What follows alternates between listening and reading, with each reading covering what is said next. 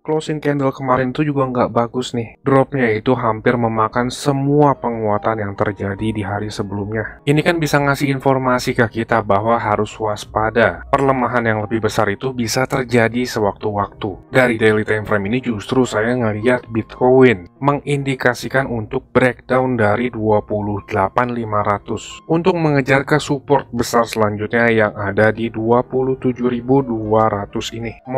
Halo semuanya, selamat datang kembali di channel Cuan Kripto bersama saya Niko. Di sini tempatnya kita ngebahas segala hal tentang cryptocurrency secara netral dengan data. Jadi kalau teman-teman terbantu dengan kontennya, bisa like dan subscribe cepat kok, cuma 2 detik, supaya kalian gak ketinggalan infonya dan saya doakan semoga trading maupun investingnya berjalan lancar. Dislike dan unsubscribe juga boleh kok, supaya nggak masuk lagi ke YouTube rekomendasi kalian dan channelnya nggak bisa dicari. Jangan lupa komennya juga ya, karena setiap akhir bulan itu kita ngadakan undian untuk free membership Cuan Kripto. Di grup saya ngebahas ada banyak koin sekaligus saya sharing entry juga kapan saya masuk market ya. Untuk masalah grup nanti di akhir video dijelaskan ya. Kita masuk ke analisis saya dulu nih. Di video sebelumnya saya udah ngejelasin tuh, candle yang terbentuk sebelumnya itu memberi kita informasi bahwa perlemahan yang lebih besar itu bisa sewaktu-waktu terjadi, dan Bitcoin kemarin itu drop sampai ke 27.200 sesuai sama ekspektasi di video sebelumnya. Mungkin banyak orang awam yang bertanya-tanya kenapa sih dropnya sampai sebesar itu, dan mereka akan mencari alasan untuk suatu peristiwa yang terjadi. Banyak yang mengaitkan itu terhadap Binance yang meng-halt atau menutup withdrawal sementara, dan ada FAT yang simpang siur bahwa Binance itu bermasalah. Kalau kita ngeliat dari on-chain data itu ada banyak sekali Bitcoin yang ditarik dari Binance, dan tweet seperti ini tuh hanya mempertanyakan apakah para whales itu sudah lompat dari kapal.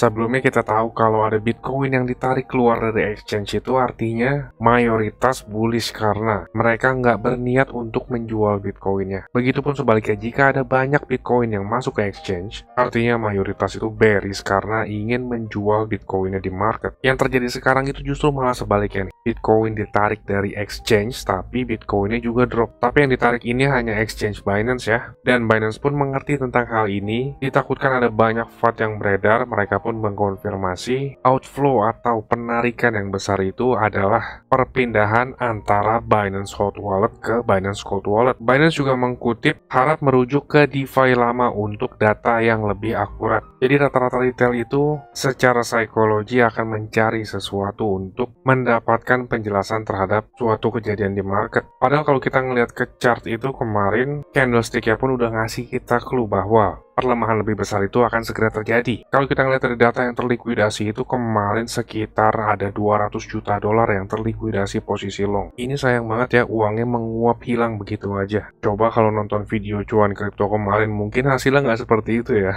Lanjut, sekarang kita ke technical analysis. Bitcoin udah ngetes nih ke 27.200-an. Ini udah tercapai, lalu selanjutnya apa? Kalau kita ngeliat secara daily time frame, most likely probability kita ngeliat di sini ada head and shoulders pattern atau complex top. Kalau kita munculkan gambarnya itu seperti ini ya, dan pattern ini itu menunjukkan sekitar 81% merupakan pattern reversal. Probability ini cukup besar, apalagi kita ngeliat Bitcoin itu berada di area big resistance level. Resistensinya itu dari 30.000 sampai ke 32.000 itu merupakan resistance yang sangat besar. Jadi ini bisa menjadi pertimbangan bahwa kita sedang membentuk pattern ini. Ada juga yang melihat ini sebagai symmetrical triangle. Apapun pembentukannya, pada saat ini itu belum valid terjadinya breakdown. Yang perlu diperhatikan adalah nanti ya, nggak sampai 24 jam lagi nih, kita ada rilis data yang cukup penting, yaitu inflation. Ini itu bisa menjadi katalis untuk pergerakan market besar selanjutnya. Kalau kita ngeliat sekarang itu market lagi pesimis ya. Data inflasi pada saat ini itu 5%. Secara konsensus para pelaku pasar itu, mereka memproyeksikan angka inflasi itu tetap sama di 5% dan forecast dari analis itu turun 0,1%. Kalau kita ngebandingin dari data inflasi bulan lalu, turunnya itu 1%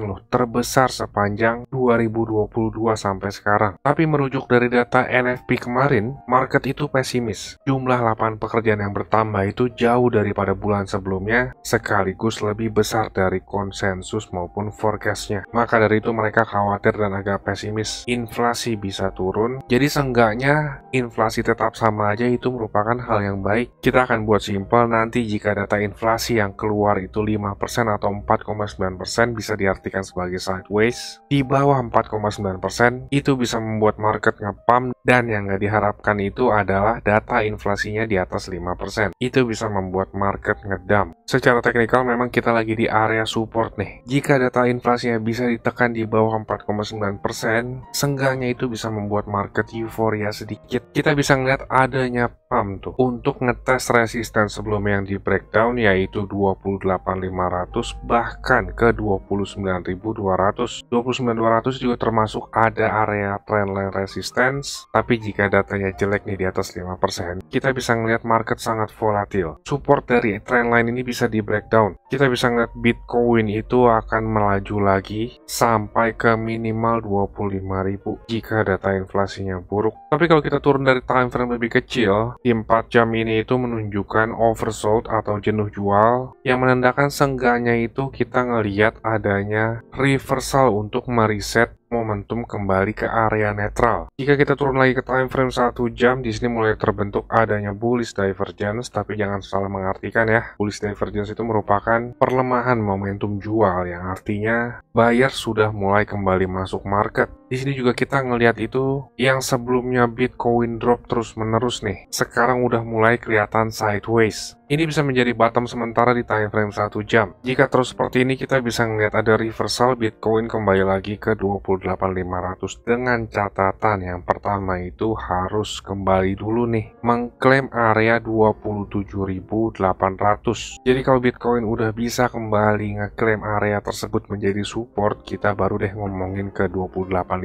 sekaligus 29.200. Itu untuk short termnya. Semoga aja kita ngeliat hal itu sebelum rilis data CPI ya. Kalau secara pure technical analysis sih ini udah mulai kelihatan pembentukan bottom sementara. Kita memiliki support yang kuat di 27.200. Breakdown dari area tersebut itu mengindikasikan kita untuk turun lebih jauh. Biasanya itu setelah breakdown dari 27.200, kita akan ngevisit dulu nih area support selanjutnya di 26.600. Area tersebut bisa mensupport Bitcoin sementara. Biasanya terjadi sedikit konsolidasi sebelum pergerakan besar selanjutnya. Jadi hati-hati untuk teman-teman yang suka trading di futures market ya. Besok itu biasanya bisa membuat market sangat volatil. Buntut panjang atas bawah itu sering banget terjadi saat ada rilis data penting. Jadi perhatikan leverage-nya ya. Untuk entry marketnya itu semua saya sediakan di grup. Kebetulan saya ada beberapa sharing untuk masuk marketnya. Di grup itu kita ngebahas ada banyak koin sekaligus saya sharing entry. Ini grup berbayar, tapi murah banget, recehan deh. Nggak sebanding sama aset teman-teman dan edukasi yang didapat. Lebih murah teman-teman join ke grup dibanding beli es teh manis per harinya. Receh banget kan? Bagi yang suka gratis, komen videonya. Di akhir bulan kita adakan undian untuk 2 orang pemenang. Free membership cuan kripto ngambil dari random comment, random video. Tapi buat teman-teman di sini yang nggak suka nunggu atau mau langsung masuk, buat dapetin edukasi analisis koin sekaligus sharing entry, teman-teman bisa tonton klip video berikut ini. Saya tunggu di grup ya. Saya mau kasih tahu juga, cuan kripto ini ada grup Telegram.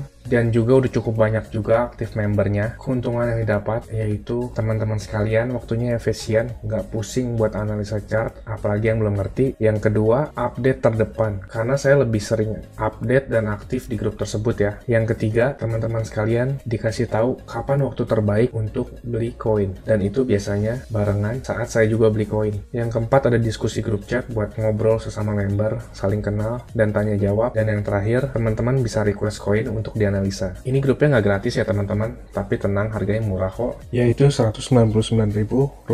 Tapi tunggu dulu karena diskon buat teman-teman sekalian, jadi Rp99.000 doang. Atau kalau dihitung, itu sama aja kayak Rp3.300 per hari. Ini biaya per bulan ya teman-teman. Rp3.300 tuh murah banget ya, harganya sama kayak parkir di pinggir jalan, tapi kalian bisa dapat manfaat yang cukup banyak dari grup ini. Ini harga promo ya teman-teman, cuma buat 100 pendaftar pertama. So jangan sampai ketinggalan ya, karena tinggal sedikit sedikit banget slotnya. Teman-teman bisa ngeliat sendiri ada 92 member aktif, dan saya kebanyakan lebih aktif di grup ini. Dan juga setiap ada peluang saya selalu kasih tahu ke grup ini kapan untuk entry-nya. Bisa lihat di sini ada 3 video yang di unlisted dari YouTube karena ini khusus untuk member dari grup tersebut. Kalau kalian berminat, saya akan kasih link Telegram di kolom deskripsi. Kalian tinggal chat, saya berminat gabung. Ditunggu di grup ya. Capek kan beli pas lagi tinggi, jual pas lagi rendah. Ayo, buruan gabung grup ya. Saya pamit dulu, salam. Cuan kripto, cuan terus.